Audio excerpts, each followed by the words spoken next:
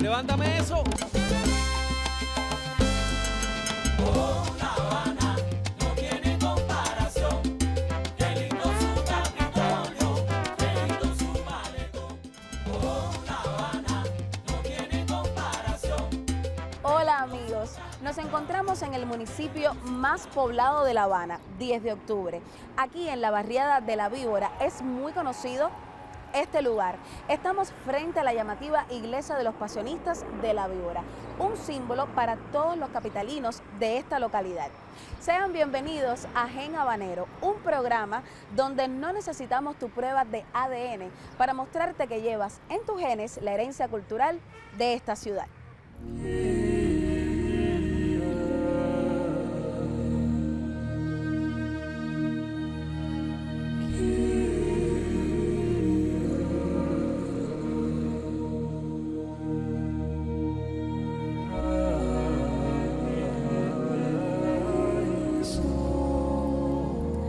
Anteriormente, en este terreno que es hoy la iglesia o templo de los Pasionistas de La Víbora, solo existía una capilla del Retiro Comunidad de los Reverendos Padres Pasionistas del barrio de La Víbora.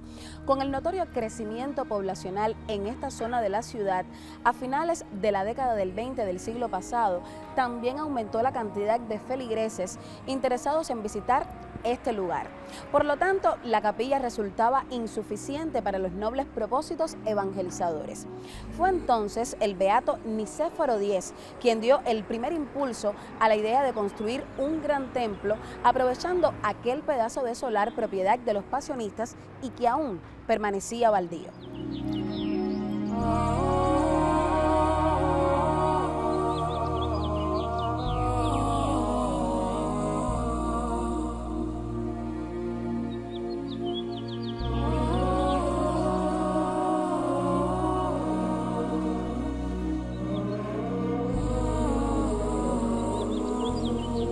Por aquellos años, las órdenes y congregaciones religiosas asentadas en la urbe habanera realizaban construcciones de espléndidas iglesias o templos, lo que propiciaba una especie de rivalidad entre ellas.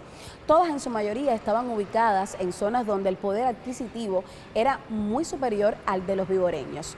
Por ello, el padre Nicéforo X defendió dos líneas de trabajo importantes para esta construcción. No se podría contraer deudas en el transcurso de la obra y el templo debía recordar a la Catedral de Burgos, representante eclesiástica del más espléndido gótico español del siglo XIII. Así se asumió un proyecto verdaderamente majestuoso con la voluntad de unos humildes frailes y el ímpetu de las personas de la localidad que lo seguía.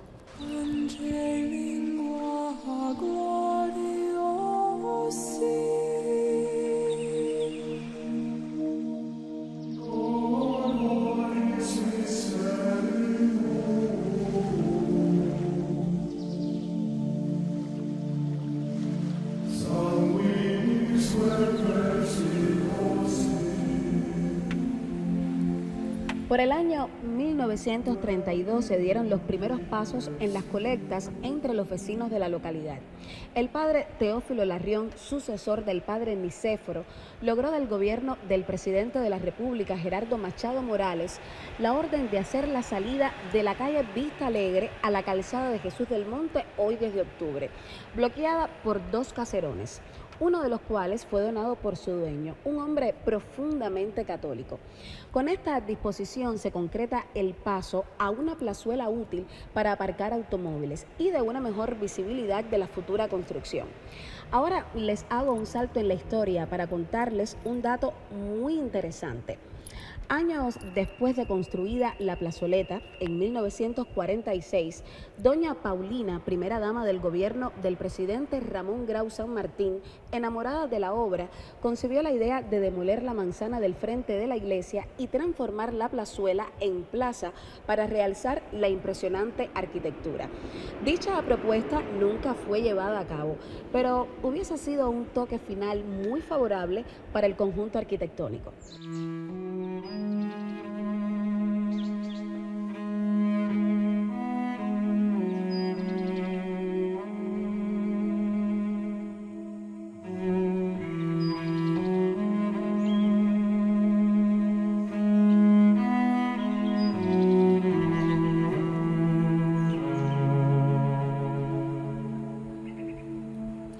Cuentan que la primera piedra colocada aquí fue bendecida el 17 de febrero de 1936, a los 25 años de existir esa primera capilla. El padre Nicéforo trajo consigo unos planos tentativos de la fachada, trazados por el ingeniero madrileño Manuel Mendoza, que habían sido aprobados por la curia provincial en Zaragoza, el padre general pasionista y su consejo en Roma. Pero realmente, luego de haber transitado la responsabilidad de esta majestuosa construcción por varios profesionales sin fortunio, fue un modesto y desconocido constructor el verdadero artista. Su nombre era Diego Reyes García, natural de Caibarien. Era un hombre humilde y muy religioso. Nunca tuvo acceso a la gran cultura, por lo que trabajó a partir de ideas propias y peculiares. Nada sabía del gótico, ni mucho menos había visto ejemplos originales. Solo le entregaron los escuetos planos llegados de España y se le dijo, a modo de orientación, que debería parecerse a esas fotos, que no eran tan buenas, de la Catedral de Burgos. Como no había dinero para pagar a escultores, pues también debía asumir el reto de las esculturas.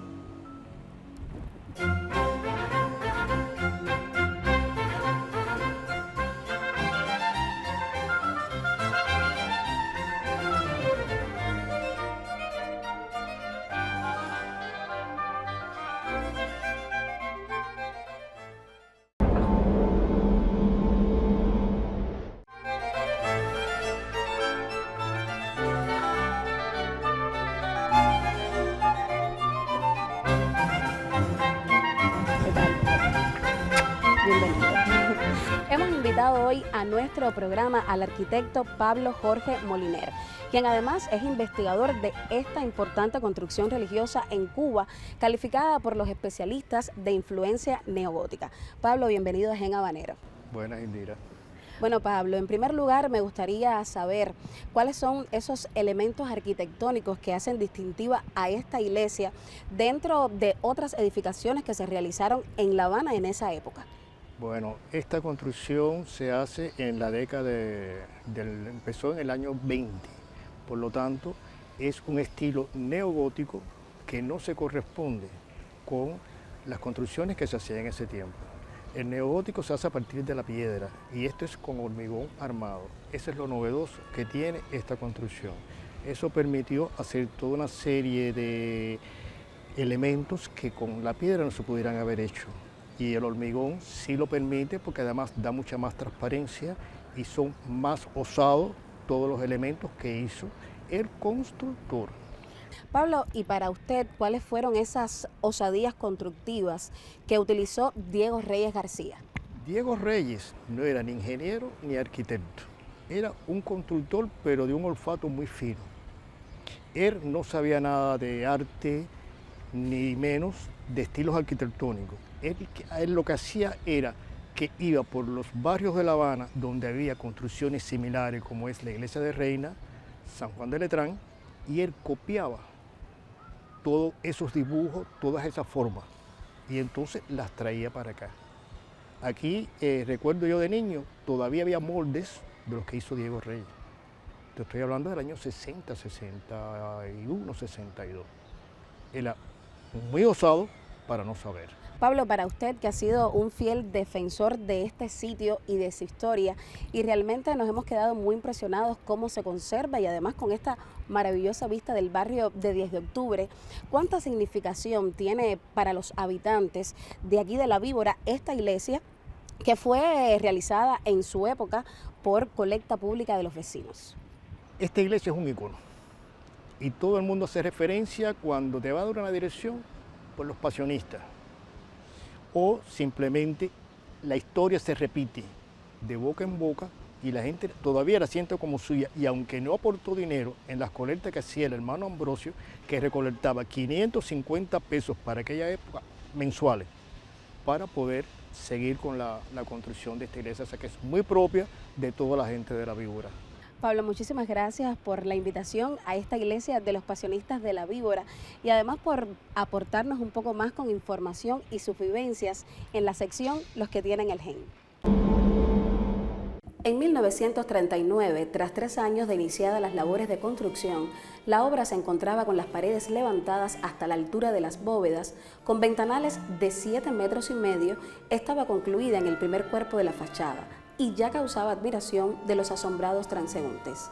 Dentro de la construcción se alzaban airosas 28 columnas de las 3 naves, además de las 4 colosales que servirían de soporte a las torres.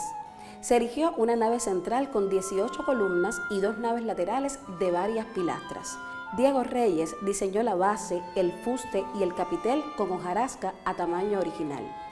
El propio Colegio de Arquitectos de La Habana le dijo al padre Teófilo que era una locura intentar fundir las columnas en una sola pieza de hormigón armado, mucho menos formando un solo cuerpo con los decorados, que estos últimos quedarían deshechos en la operación de desencofrar.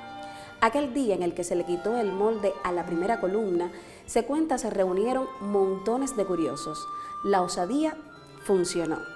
A los moldes se les adicionó figurillas de todo tipo: ángeles alados, gárgolas, pináculos, volutas, motivos florales, entre otros elementos. Así fue como logró que la estructura y decoración formaran un solo cuerpo. Luego de 12 años de intensos trabajos y esfuerzos, el 14 de septiembre de 1948 fue inaugurada la iglesia, sin aún haberse concluido las torres. Le sucedieron varios gobiernos y retos constructivos hasta que la iglesia pudiese ostentar su acogedora apariencia y sus portentosas torres que se proyectaban hacia el infinito como agujas de fino encaje hasta los 50 metros de alto y 40 metros de ancho, las cuales no fueron terminadas hasta 1953.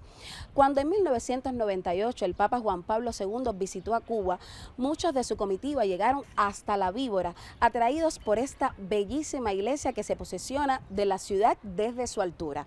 Ha quedado como testimonio que muchas de estas personas, conocedoras del arte eclesiástico, resaltaron lo interesante del uso del hormigón armado que le permitió al constructor Diego Reyes abrir un conjunto de filigranas o adornos en las paredes y en las torres, imposible con otra técnica constructiva.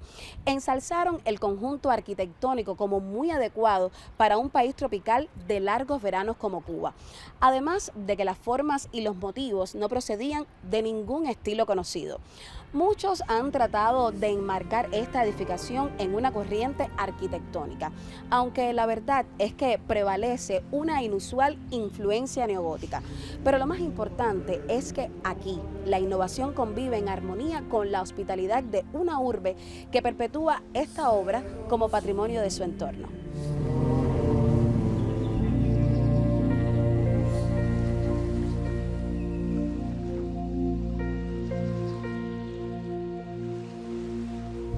Desde diferentes lugares de la barriada de 10 de octubre podemos deleitarnos con la hermosa imagen de la iglesia de los Pasionistas de La Víbora, como popularmente se le conoce.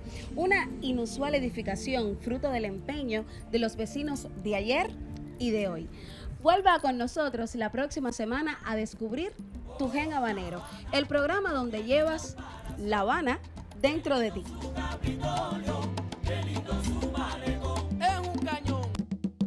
Oh, La Habana no tiene comparación. Qué lindo su Capitolio, qué lindo su malecón. Es un cañón. Oh, La Habana tiene belleza sin par.